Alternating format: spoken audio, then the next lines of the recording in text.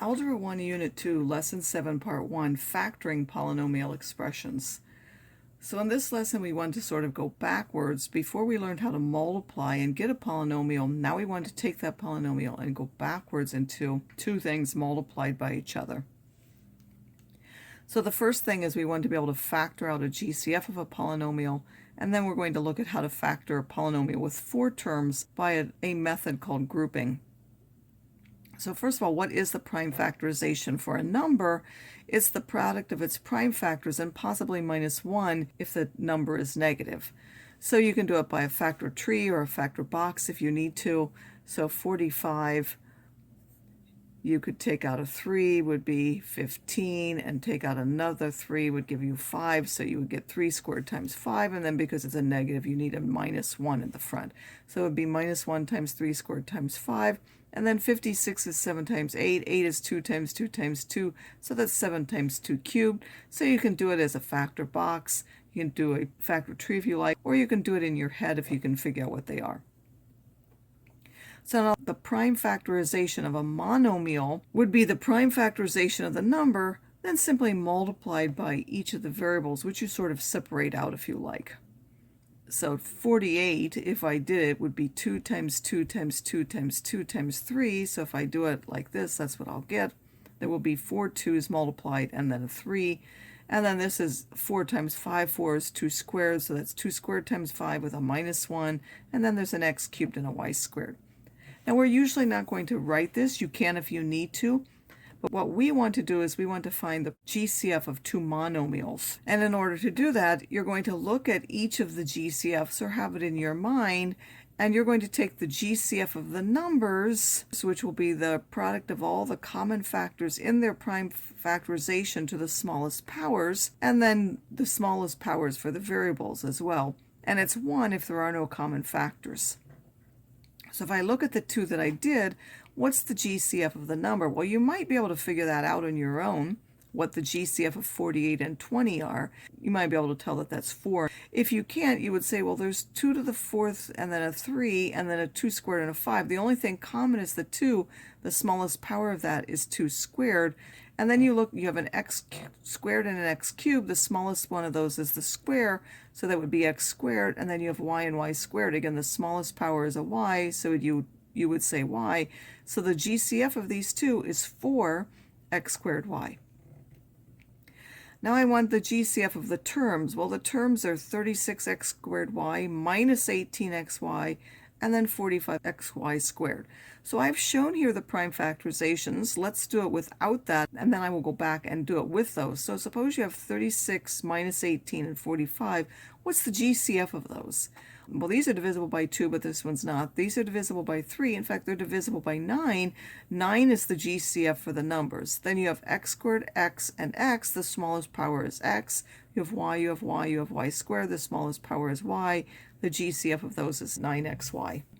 If you can't tell that on your own, again, you can do the prime factorization of each one. 36 is 2 squared times 3 squared, and then the x squared and the y. 18 is 2 times 3 squared. 45 is 3 squared times 9. The only common base is the 3, and then the power for that is 3 squared, so I would put 3 squared. And then the variables you do like before, x squared x and x would just be x, y, and y squared. The smallest power would be y. You multiply those, you would again get 9xy. So now to factor a polynomial, the first thing you're going to do is see if there is a GCF, and it's sort of like doing the distributive property in reverse from when you expand. So if you have 48 and 20 and you want the GCF, by the way, another way of doing it is if you know any common factor. So you could do 2 and take out the first, a 2, and then take out a 4. I happen to take a 4 out here because I could tell 4 was a factor, and then I get 12 and 5. If there was another common factor, I could continue and take it out using the box method, doing both of them at one time. So 4 actually here is the GCF, and then the smallest power, x squared and x cubed, would be x squared, and then y and y squared would be y. So from this, I want to take out the GCF 4x squared y. Then I have to ask myself, 4 times what will give me that 48? Well, if you did the box, that would be the 12, but if not, 4 times 12 is what gives me 48. And then I don't need any variable powers because the one outside matches the one here.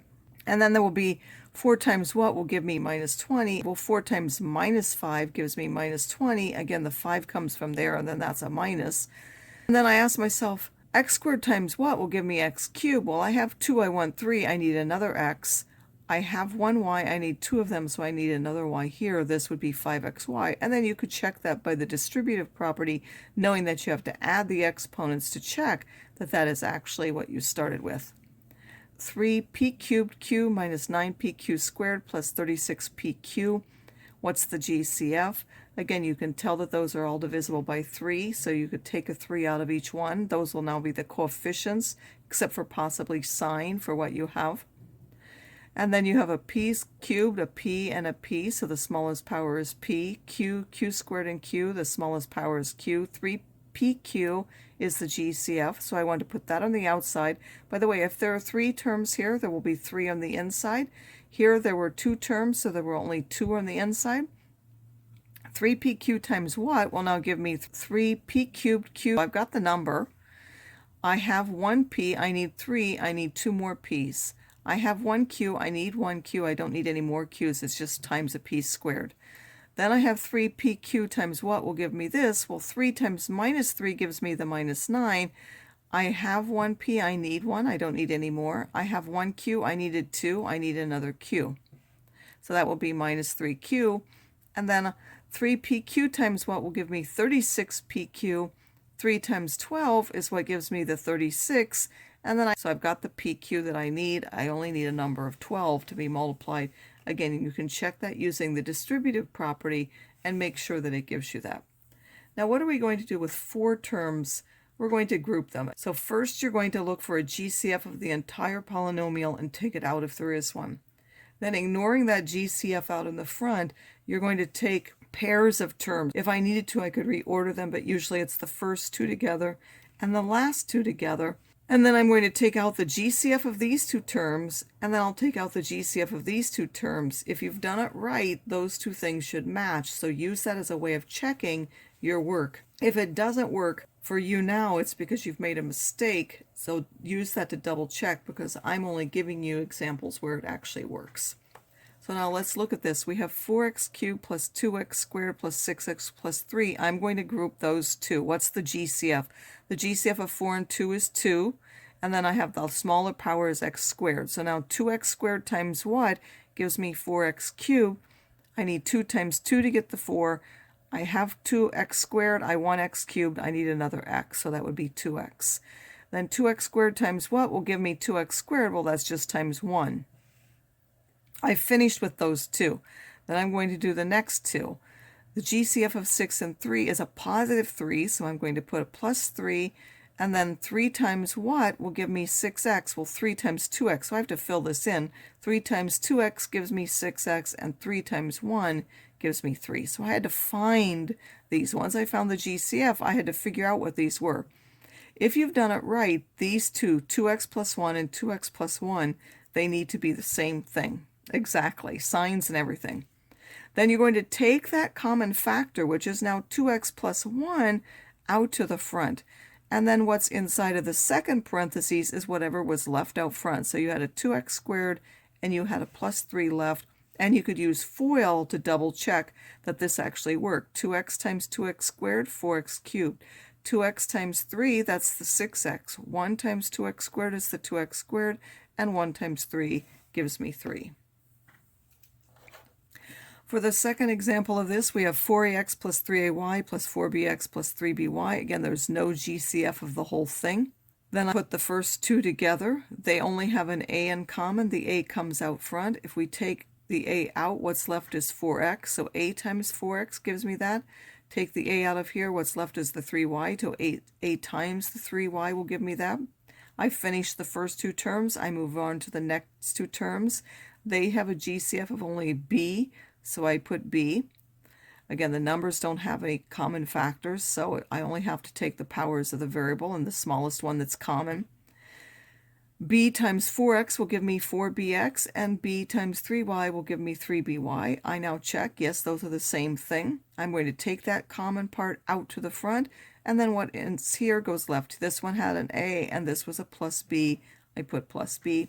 If I double check, 4x times a, 4ax, 4x times b, 4bx, 3y times a, 3ay, 3y times b, 3by. And now we have this one. So we have 18, 45, 120, and 48. Do they have anything in common? Well, yes, there's a 3 that's in common, and you could verify that that's the greatest common factor is 3. And then, is there any variables in common? Yes, there's an x in each one, and the smallest power of that is an x. Some of these have y, but not all of them, so only the 3x is common. So first I'm going to take a 3x out of all of them. So 3x out of this one, 3x times 6x squared, again because I need to add the powers to get x cubed, and 3 times 6 is what gives me 18, so I figure out this one's x squared. 3x times what will give me this 45? So 3 times 15, so that would be a minus 15, and then I need another x. And then 3 times what gives me 120? Well, that's 40, and then this has an x but no y, so I need a y. 3 times what will give me minus 48? That's a minus 16. And I had one x, I need 2, so I need another x, and I also need that y. You could double check using the distributive property that gives you that. Then I'm going to do what? I'm going to just write the 3x. I'm going to ignore it primarily for the rest of the question here now. I'm going to now do grouping. There are 4 terms. I'm going to group the first 2 together. What's the GCF of those 2? That's 3x. So now I'm going to take out the 3x. 3x times what gives me 6x squared? Well, I need 3 times 2. And then x times x will give me x squared, so that's a 2x. 3x times what will give me minus 15x? Well, I need a minus 5. And then we have 1x, we need 1. We don't need any more. That's just minus 5. Then I have 40y minus 16y. That has a GCF of 8y. So 40 and 16, they have a GCF of 8. So I'm going to take out an 8 for the numbers, and then I need a y. So that's going to be 8y.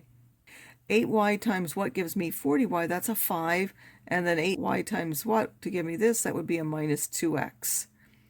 And now I look at these, and those aren't the same. Well, they're almost the same.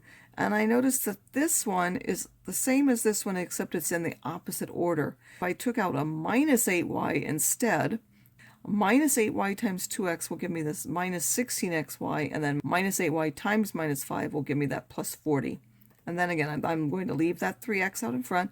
I'm going to take that common factor of 2x minus 5 and write it. And then what goes here is what's left. I have 3x, and I have a minus 8y. That goes what's in that last term.